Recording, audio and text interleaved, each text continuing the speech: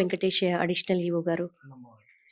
లక్షలాది మంది దర్శించుకునే తిరుమల తిరుపతి దేవస్థానంలో శ్రీవారి సేవకుల పాత్ర ఎనలేనిది. ఇంకా దీన్ని ఇంకా మెరుగైన నాణ్యమైనటువంటి సేవలకు గాను మార్పులు చేయాల్సిన అవసరం ఉందంటారా? ఓం నమో వెంకటేశాయ. శ్రీవారి సేవకులు అనేవాళ్ళు చాలా ప్రధానమైన భాగస్వాములు అయ్యారని చెప్పడంలో మేమంతా కూడా గర్వపడుతున్నాం.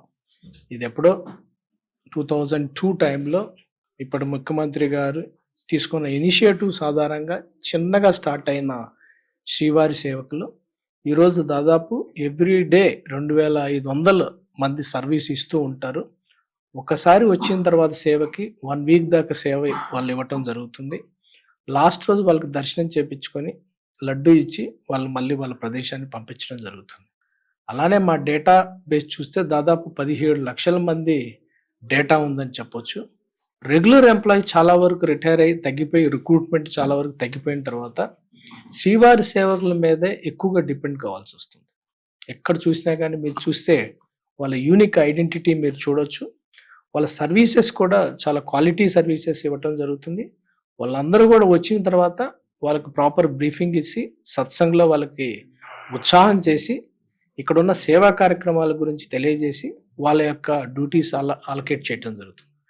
అలాగే ప్రత్యేక పర్వదినాలు, వైకుంఠ ఏకాదశి, అలాగే నూతన సంవత్సరం, ఉగాది, బ్రహ్మోత్సవాలు, ఈ సమయాల్లో ప్రత్యేకంగా సేవకుల్ని అదనంగా రిక్రూట్ చేసే అవకాశం ఉంటుందా? ఎలాంటి నియమ నిబంధనలు పాటిస్తూ ఉంటారు? జనరల్గా రెగ్యులర్గా అయితే 2500 మంది ఉంటారు.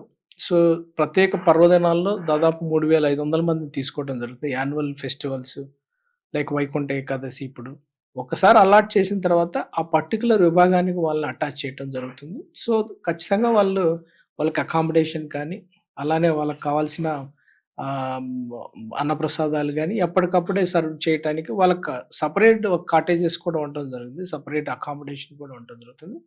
ఆ కాటేజీల్లో వాళ్ళకి అకామిడేషన్ ఇవ్వడం జరుగుతుంది. వాళ్ళకు కూడా అప్పుడప్పుడు వచ్చే కొన్ని సమస్యలను ఇమ్మీడియట్గా రెస్క్యూ ఆపరేషన్ కూడా మనం ఇక్కడ హెల్త్లో కానీ లేకపోతే మిగతా విభాగాల్లో కానీ ట్రాన్స్పోర్టేషన్లో కానీ లేకపోతే విజిలెన్స్ కూడా వాళ్ళకి గైడ్ చేయడంలో కానీ మనకి ఒక పగడ్బందీ అయిన వ్యవస్థని నిర్మాణం చేయడం జరిగింది. ఆ వ్యవస్థ ద్వారానే ఇప్పుడు ఒక సిస్టమేటిక్గా ఒక స్ట్రక్చర్ నిర్మాణం చేయడం జరిగింది. ఆ స్ట్రక్చరల్గా అది డ్రైవ్ చేయడం జరుగుతుంది. సో ఇది ఇండివిజువల్ నుంచి ఒక ఇన్స్టిట్యూషన్గా ఎవాల్వ్ అయిందని చెప్పడంలో చాలా వరకు సక్సెస్ అయ్యామని చెప్పొచ్చు.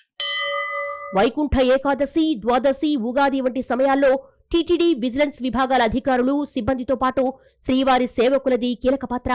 తిరుమలలో సుమారు 78 ప్రాంతాల్లో సేవకుల సేవను టీటీడీ వినియోగించుకుంటోంది. మాఢవీధుల్లోని గ్యాలరీలో చేరే భక్తులకు తాగునీరు అందించడం, అన్నప్రసాదాలివ్వడం, పారిశుధ్యంలో సైతం భాగస్వాములవుతారు. అలాగే స్వామివారి వాహనాలు ఊరేగే సమయంలో ఎలాంటి తోపులాటలు లేకుండా భక్తులను అదుపు చేస్తూ ఉంటారు. కోర్కెలు కోరుకోకుండా, ఎలాంటి లాభాపేక్ష ఆశించకుండా భక్తుల సేవే భగవత్ సేవగా భావించే శ్రీవారి సేవకులే ఆ శ్రీ వెంకటేశ్వరునికి నిజమైన భక్తులు. ఇలవైకుంఠంలో సేవ చేసుకుంటున్న నిజమైన భాగ్యవంతులు.